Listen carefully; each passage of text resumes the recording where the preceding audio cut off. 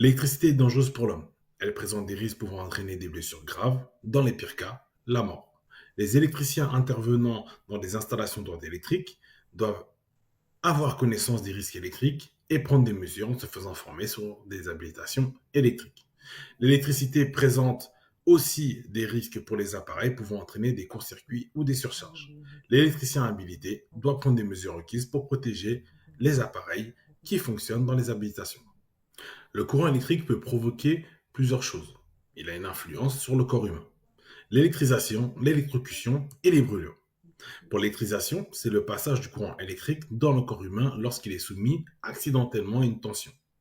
Pour l'électrocution, c'est le passage du courant électrique dans le corps humain entraînant le décès.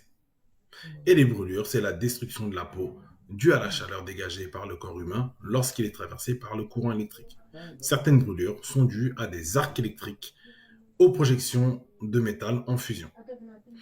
Il faut savoir que dans le langage, on va dire courant, on va dire qu'on s'est fait électrocuter. Mais non, parce que les personnes qui se font électrocuter ne sont plus là pour pouvoir en parler.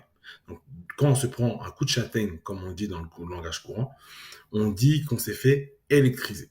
Il faut savoir que l'électrisation ou l'électrocution peut subvenir en courant alternatif comme en courant continu.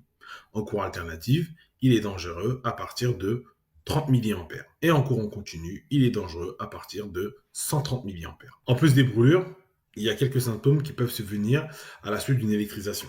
Des douleurs musculaires, des engourdissements des membres, des troubles des difficultés respiratoires, des battements irréguliers du cœur, des spasmes musculaires, des douleurs des membres, des mouvements musculaires faisant penser à des convulsions. Il faut savoir que lorsque vous prenez un coup d'électrisation qui peut être plus ou moins fort ou pas, il ne faut surtout pas négliger ça et il faut aller à l'hôpital. Parce que vous pouvez très bien avoir des douleurs qui vont survenir bien après, voire quelques jours après l'accident et peuvent provoquer la mort. Il y a des personnes qui sont électrisées et meurent quelques jours après parce qu'ils ne sont pas partis voir les médecins ou autres. Et malheureusement, il y a des blessures internes qui se créent et si on ne consulte pas, on ne peut pas les voir.